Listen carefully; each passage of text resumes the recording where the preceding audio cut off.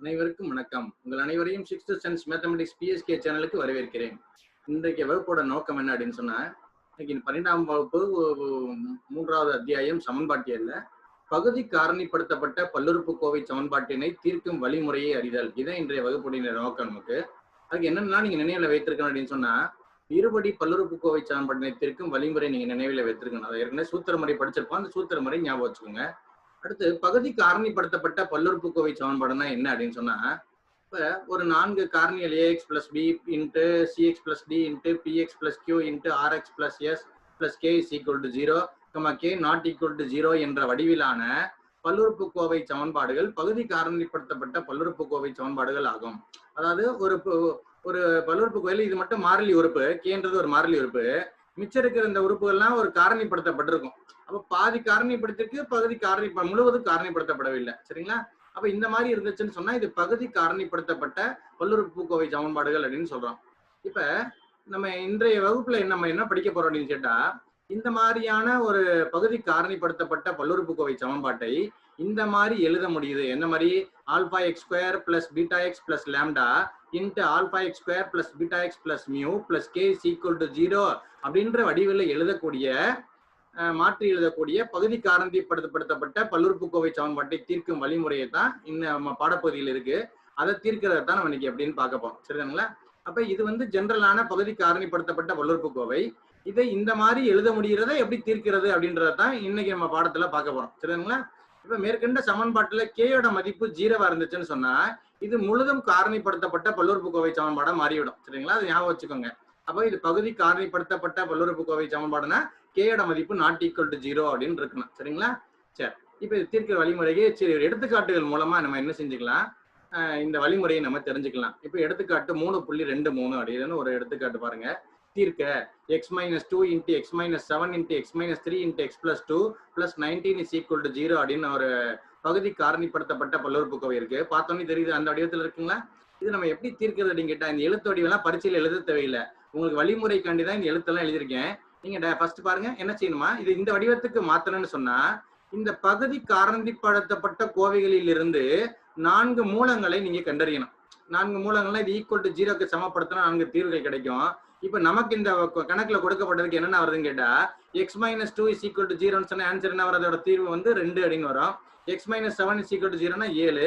அப்ப இந்த 4 காரணிகளோட மூலங்கள் என்னென்ன அப்படின்னு சொன்னா 2, 7, 3, -2 அப்படின்னு கிடைக்கப்படுது. சரிங்களா? இதுல எந்த 2 மூலங்களை கூட்டினா மற்ற 2 மூலங்களை கூடுதலுக்கு சமமா வருதுன்னு நீங்க பாத்தீங்கன்னு சொன்னா 2ஐயும் 3ஐயும் கூட்டினா 5 வருது. அதே போல 7 + -2 அப்படின்னு சொன்னா 5 வருது. அப்ப இது என்ன செய்ய போறீங்க, எதையும் கூட்டினா ஒரே மதிப்புகளுக்கு சமமாக கிடைக்கப்படுதுன்றத நீ கண்டுபிடிச்சுக்கோங்க. அந்த 2 காரணிகள். அப்ப என்ன செய்யணும், கொடுக்கப்பட்ட கணக்கை அந்த மூலங்களின் கூடுதல் சமமா வர்ற மாதிரி காரணிகளை கொஞ்சம் மாற்றி அமைக்கணும். அப்ப மாற்றி அமைச்சு என்னன்னு சொன்னா பாருங்க, x-2 into x-3 into x-7 into x plus 2 plus 19 is equal to 0. அப்ப கணக்கை கொஞ்சம் மாற்றம் பண்ணி எழுதியிருக்கேன். ஏன்னா 2ஐயும் 3ஐயும் கூட்டினா 5, 7ஐயும் -2ஐயும் கூட்டினா 5. அப்ப அந்த மாதிரி வந்துருச்சு. இப்ப இது 2ஐயும் பெருக்கணும்னு சொன்னா x square minus 5x plus 6, இது 2ஐயும் பெருக்குனா x square minus 5x minus 14 அப்படின்னு வருது, plus 19 வந்துருது. இது தீர்க்கக்கூடிய வழிமுறை என்னன்னு கேட்டா, x square minus 5x ஐ y அப்படின்னு நீங்க ஒரு பிரதியிடல் கொடுங்க. அப்ப பிரதியிடல் கொடுங்கன்னு சொன்னா y plus 6 into y minus 14 plus 19 is equal to 0 வந்துருது. இது சாதாரண பெருக்கல் பெருக்கி சிம்பிளிஃபை பண்ணீங்கன்னு சொன்னா y square minus 8y minus 65 is equal to 0ன்னு கிடைக்கப்பெறுகிறது.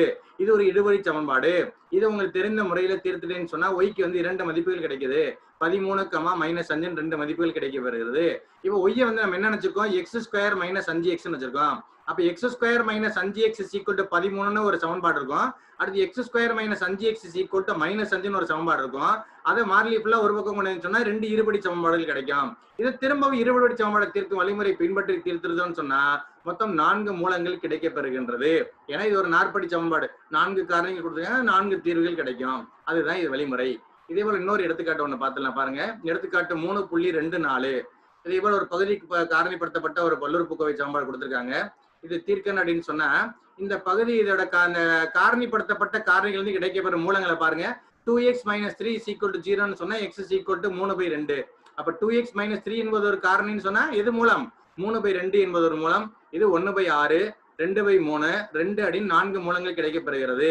இதுல எதையும் கூட்டினா எதுக்கு மத்த 2 மூலங்களுக்கு சமமா வருதுன்னு கேட்டா 3/2 2/3 கூட்டினா என்ன வருது நமக்கு 1/6 2 கூட்டுறதுக்கு சமமா இருக்கு. அப்ப கொடுக்கப்பட்ட கணக்கு அப்படியே சின்ன ஆல்டரேஷன் சமமான மூலங்கள் கிடைக்கப்படுற காரணிகளை அருகறியவும் அடுத்த இன்னொரு சமமா வர 2 அருகறியும் எழுதி அதுக்கப்புறம் 2 பெருக்கி எழுதியிருக்கோம். திரும்ப ஒய் சமமா வர காரணம் ஒய் 6x² - 13x ஒய்னு பிரதிடுறோம். அப்ப என்னவா மாறிடுறது? ஒரு இருபடி சமன்பாடு நமக்கு கிடைக்கப்படுகிறது. y + 6 × y + 2 - 5 = 0. இதை பெருக்கி சுருக்கினா y² + 8y + 7 = 0 கிடைக்கப்படுகிறது. அப்போ yக்கு வந்து -1 - 7 கிடைக்கப்படுகிறது. அடுத்து yக்கு பதிலாக 6x² - 13x அப்படின்னு பிரதிட்டேன்னு சொன்னா 2 இருபடி சமன்பாடு கிடைக்குது. இது 2ஐயும் தீர்த்துட்டோம்னு சொன்னா மொத்தம் நமக்கு 4 மூலங்கள் கிடைக்கப்படுகிறது. இதுதான் பகுதி காரணிப்படுத்தப்பட்ட பல்லுறுப்புக்கோவை சமன்பாட்டை தீர்க்கும் வழிமுறைகள். சரிங்களா? அப்ப இதுவரை பகுதி காரணிப்படுத்த பல்லுறுப்புக்கோவை சமன்பாட்டை எப்படி தீர்க்குதுன்னு பார்த்துட்டோம். பயிற்சியில் இது போல ஒரு 3 வினாக்கள் இருக்கு, அதை செய்து பாருங்க. அடுத்த வீடியோவில் தலைகீழ் பல்லுறுப்புக்கோவை சமன்பாடு என்றால் என்ன, அவற்றை எவ்வாறு தீர்ப்பது என்பதை பற்றி பார்ப்போம். அதுவரை உங்களிடமிருந்து விடைபெறுவது உங்கள் PSK. நன்றி, வணக்கம்.